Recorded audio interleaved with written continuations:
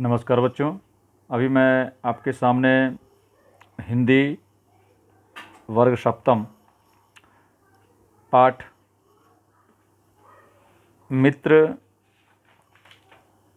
हो तो ऐसा का शेष भाग के साथ, मैंने जैसे कल आपको बताया था कि जब भगवान ने कहा कि सभी लोग तुम्हारी रक्षा करेंगे, भीम अर्जुन तुम्हारी रक्षक बने, अंगरक्षक बने रहेंगे। कर्ण ने सब कुछ सुना, फीकी हंसी के साथ ने कहा, हे केशव, मैं कृतज्ञ हूँ और आपका मुझ पर इतना स्नेह है, मैं जानकर अभिभूत हूँ। मतलब मैं आपका बहुत ही आभारी हूँ। मैं अपनी इस रहस्यमय जन्म कथा को लेकर स्वयं विस्मित हूँ। जो जन्म की कथा जो आपने मुझको सुनाई, इसको सुनने के पश्चात तो मैं और भी आश्चर्यचकित हो गया हूँ कि यह कैसे और कब और कहाँ हुआ। तो केशव ने कहा, हे मधुसूदन, केशव से भगवान श्री कृष्ण ने कहा, हे मधुसूदन, इन सारी कथाओं को सुनकर जब मैं आपके प्रस्ताव पर विचार करता हूँ तो मुझे लगता है कि मेरे प्रति विधाता जन्म से ही क्रूर है। क्यों जन्म से क्रूर है? जब जन्म लिया तो माँ से विरक्त हो गया। पहले तो पता नहीं था कि मेरी माँ कौन है, और जब पता चला तो विधि का विधान देखिए कि आज मेरे पास मेरे भाई हैं, सब कुछ हैं, परंतु आज मैं उनके साथ नहीं जा सकता। मेरे कर्तव्य ने मेरी हाथों को जकड़ रखा है। जकड़ इसलिए रखा है क्योंकि अगर आज मैं दुर्योधन का साथ छोड़ता हूँ तो मैं मित्रद्रोही बन जाऊँगा, और मित्रद्रोही इसलिए क्योंकि उसने हमेशा मेरा साथ दिया है। मुझे आरंभ से ही भाग्य ने छला है, किंतु मैं उससे निरंतर अर्थात लगातार संघर्ष करता रहा हूँ। भाग्य ने मुझे बार बार प्रयास किया कि धोखा दूं, परंतु मुझे इससे कोई प्रभाव नहीं पड़ा। मेरे ऊपर ऐसा कोई विपत्ति नहीं आई और ना ही कभी आ सकती है, हे मधुसूदन, और मैं बार बार उसका सामना करने को डट कर तैयार रहता हूँ। मैं इसके विरुद्ध अपने पराक्रम को लेकर खड़ा रहा पग पग, और मुझे ग्लानि, लांछना और अपमान भोगना पड़ा है। बाल्यकाल से ही मुझे लोगों ने, किसी ने सूत पुत्र कहा, किसी ने कुछ कहा, परंतु मुझे इससे कोई प्रभाव नहीं पड़ता, क्योंकि यह मेरी जीवन की विधि की एक विधना, जिसको हम लोग कहते हैं रीति हो गई है। यह मेरे जीवन की एक रीति हो गई है, जिसमें मुझे इन सभी प्रकार की बातों को झेलने की अब आदत सी हो गई है। सूत पुत्र कहकर मेरा तिरस्कार किया गया। मैं सूर्य पुत्र था, मुझे सूत पुत्र कहा गया, परंतु मैं फिर भी नहीं डरा और ना ही अपने पद से विचलित हुआ। उस समय ना माँ का कलेजा पसीजा और ना विधाता को ही तरस आया। ना तो उसमें मेरी माँ ने मुझे गले लगाया, जिसे आप आज माँ कह रहे हैं, उस माँ ने भी मुझे गले नहीं लगाया, और उनके सामने ही सारे के सारे लोगों ने मुझे सूत पुत्र कहकर पुकारा। क्या मेरी माता ने मुझे नहीं पहचाना? क्या इतना कठोर हो गया कि माता का हृदय कि वह पुत्र को नहीं पहचान पाई? और विधाता को क्या ईश्वर को आज जो मेरे ऊपर दया आ रही है आपको, वह प्रत्यक्ष तो नहीं बोल पाया कि आपको, चूंकि आप विधाता को मुझ पर दया नहीं आई, जो आज ऐसी ऐसी बातें कर रहे हैं मेरे साथ। उस समय तो हृदय भावना से भरकर मुझे गले लगाने के लिए आगे बढ़ा, जिन हाथों ने उल्लास से बढ़कर मुझे आलिंगन से बांधकर मेरा सम्मान बढ़ाया, वही मित्र है मेरा।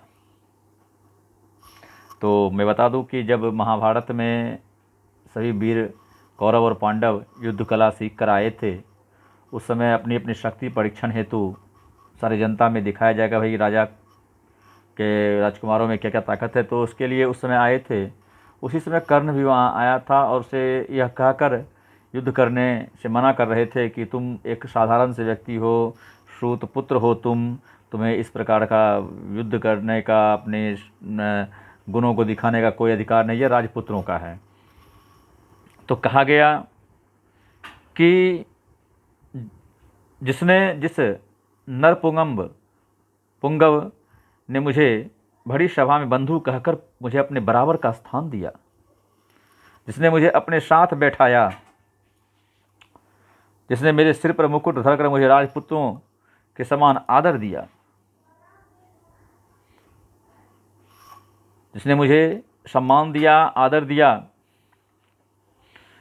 और आप मुझे कहते हैं हे कृष्ण कि मैं उसे छोड़ दूं? कदाचित नहीं, यह मुझसे संभव नहीं है। और अगर आपने ऐसी सोची है तो अपने मन से यह बात निकाल दें कि मैं दुर्योधन का साथ छोड़ दूंगा। इस प्रकार की बातों से आप दूसरों को द्रवित कर सकते हैं, करुणित कर सकते हैं, परंतु मेरे मन में उसके प्रति किसी प्रकार की भावना नहीं जगेगी और ना कभी जागी है ना जगेगी। जब भगवान ने ऐसा बात कहा तो नहीं कृष्ण, नहीं, यह मुझसे नहीं हो सकेगा।